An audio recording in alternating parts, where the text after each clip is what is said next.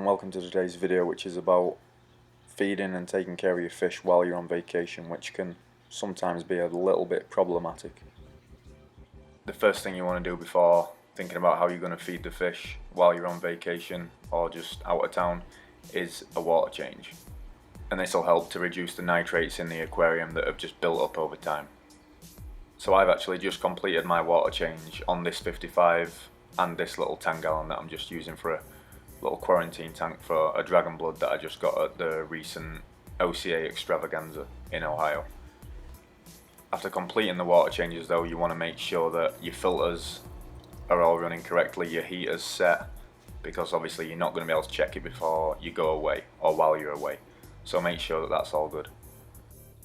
I'm now currently doing a water change on the 75 and I usually bring it down about 30 gallons. Yeah, I'm still using buckets, which definitely isn't ideal. Then you want to clean your filters if you haven't cleaned them in a while, and I've actually got tutorials on that, so make sure you check those out.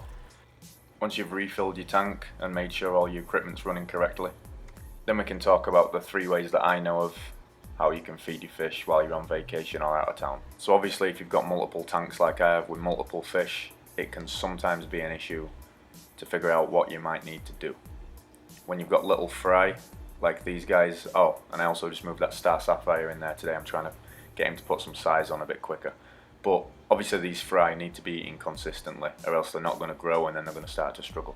So this is where you need to have something planned in order to get your fish fed while you're away. So I'm going to touch on the 3 ways that you can do that. So the first one is a dissolving food source like this Tetra Weekend. This is good for about 5 days, and this just slowly dissolves in the aquarium, allowing your fish to have a constant food source.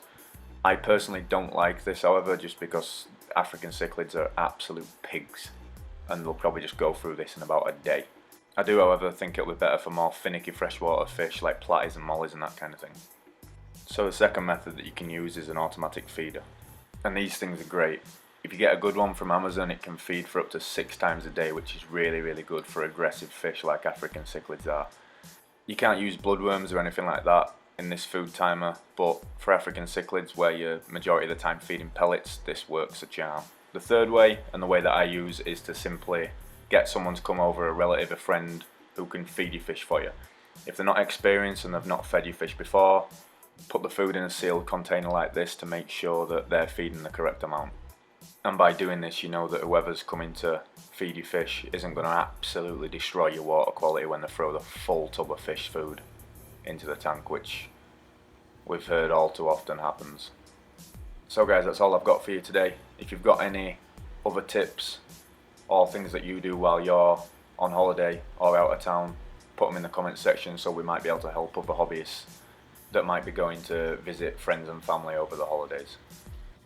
So hopefully while I'm away, the wife will take good care of the fish. She usually does. She usually feeds them like pigs and they put on about an inch, I swear. It's absolutely crazy. So until then, thanks for watching and hit that sub button.